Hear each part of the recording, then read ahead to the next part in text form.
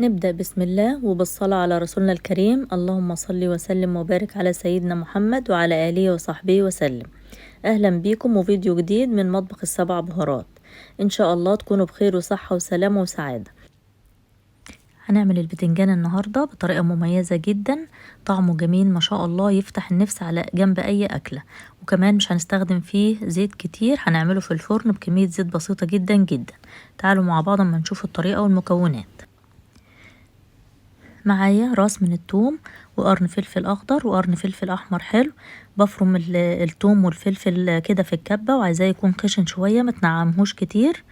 ومعايا كمان معلقة كبيرة من هريسة الشطة، ومعايا عصير ليمونتين، وبحط رشة صغيرة من الزيت ورشة من الخل، ومعايا معلقة صغيرة من الملح ورشة بسيطة جدا من الفلفل الأسود، ومعلقة صغيرة من الكمون، ومعلقة صغيرة من الكزبرة الناشفة. هقلب الخلطة كلها كده مع بعضها. ومعايا البتنجان بتاعي، اختار البتنجانية اللي هي حجمها يكون صغير وتكون كمان مش مبزرة، وبفتحها كده بالسكينة، بعمل فتحات في قلب البتنجانية كده. اعملي فتحات على حسب حجم البتنجانية اللي معاكي، الشكل اللي انت شايفاه في الفيديو ده، عشان عايزين التتبيلة توصل لكل البتنجان من جوه. مباشرة اول ما بتفتحي البتنجان بتكوني مجهزة الخلطة وبتبداي تحشيه كده بالشكل ده. حط كمية كده من الحشوة في كل بتنجانية، وبتقفليها وبتحطيها في صينية.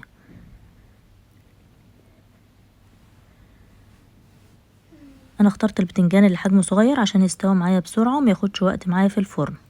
وكمان البتنجان الصغير بيكون مسكر وجميل ومفيش فيه بذر كتير.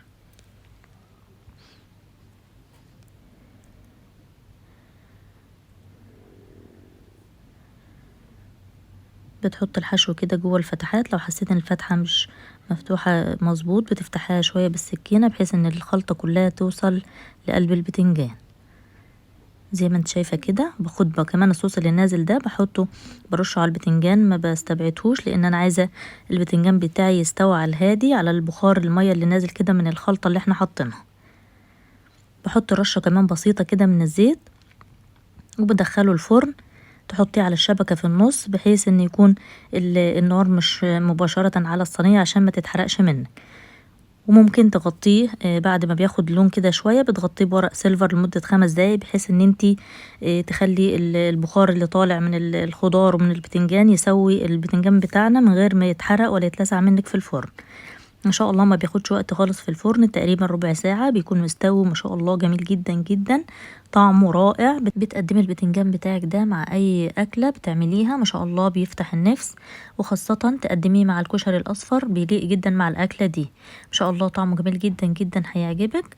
لو الوصفة عجبتك ما تنسيش تعملي لايك وشير للفيديو عشان يوصل لعدد كبير من المشتركين.